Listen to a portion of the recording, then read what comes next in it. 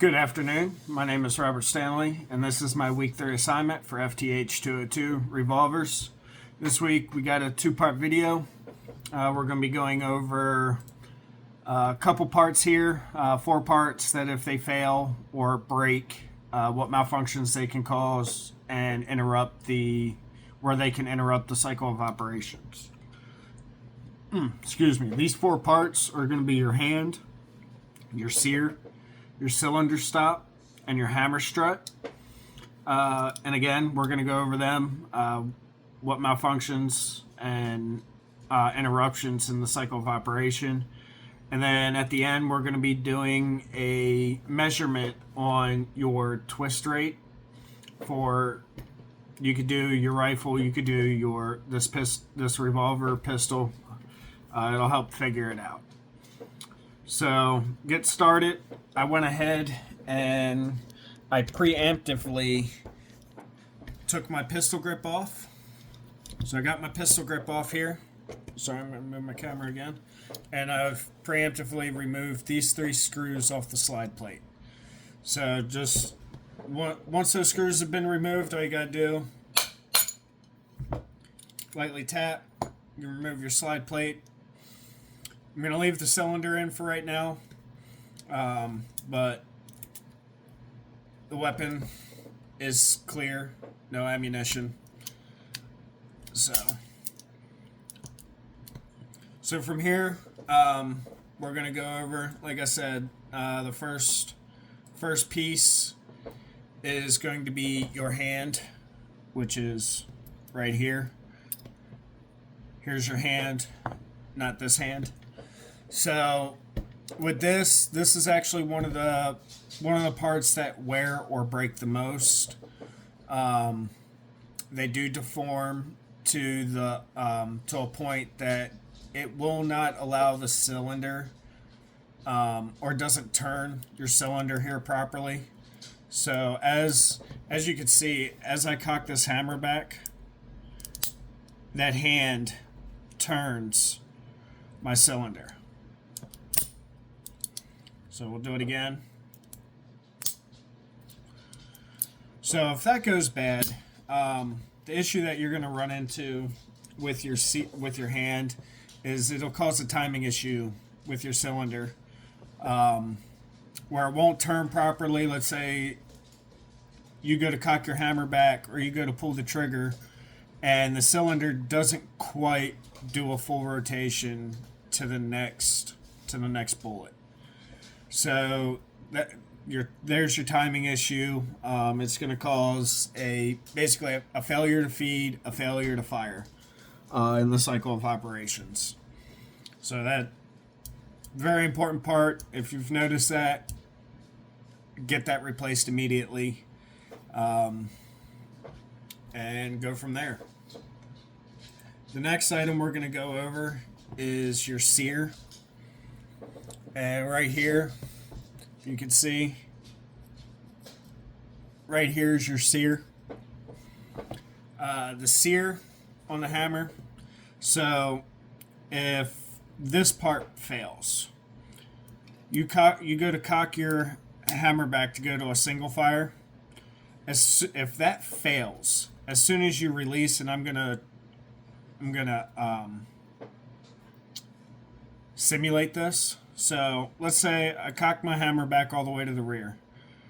Here I have to pull on my trigger to release. But if you cock that back and your sear has failed, your hammer falls forward, striking the firing pin, which in turn fires that round that you just chambered. So it's not really going to, it is a malfunction. It's not going to interrupt your cycle of operation because you pull that hammer back, it's going to fire.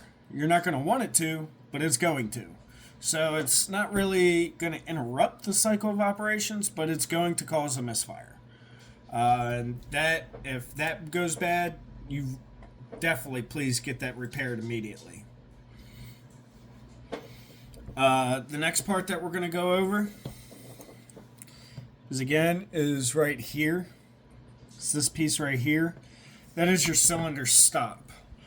So as I cock my hammer back, I can't turn my cylinder because the cylinder stop is now engaged. It's locking the cylinder in place, so that way when I go to pull the trigger, my round stays in. If that breaks, you can basically free float this cylinder. So you would be able to imagine your cylinder is in your revolver. You would be able to completely turn your cylinder free at will, and it'll cause a failure to feed, failure to fire. I'm taking that out now.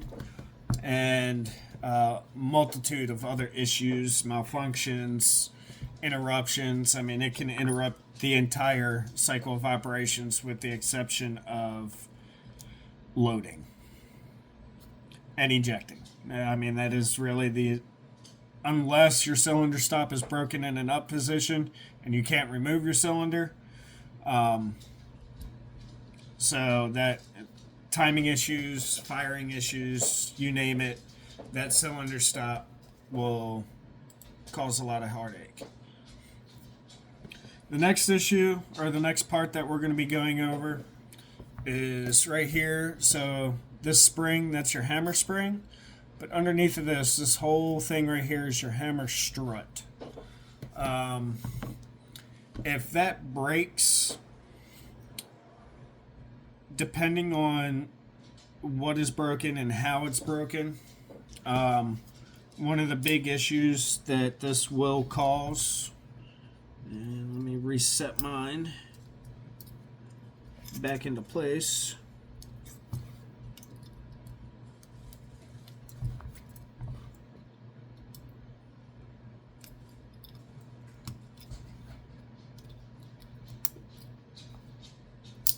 Alright, now that mine's back in place, so I'm going to go ahead and we're going to remove mine just to simulate a broken hammer strut. So you got a broken hammer strut, cock it back to the rear, it'll still cock. And we'll go ahead, we'll throw the cylinder back in.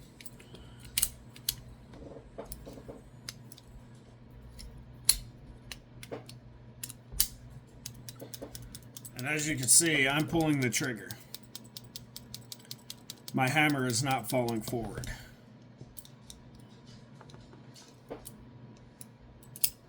I have to assist it forward. So your hammer strut breaks. You could cock it. You will not fire your weapon at all whatsoever. So if that breaks again, please be aware. If you have to ride your hammer forward for any reason, please be careful. It will strike the firing pin, causing your round to go off. Next thing that we're going to go ahead and do is we're going to do the measurement and how to do the measurement for your barrel twist. So here you need a cleaning rod that can rotate freely on its own, a patch, and your jig here. So for the revolver, unfortunately, this is a really small barrel. So, but what you would do on any weapon is you would take your rod here, you would have a patch on here. Mine, because this is such a small barrel, it's only a 2-inch barrel, and doing some research, looking at the manual, it would be hard to show what the actual twist rate is because my piece of tape here would only move ever so slightly. I've already done it. So, but normally what you do, you would come here, you take this piece, take a cleaning rag,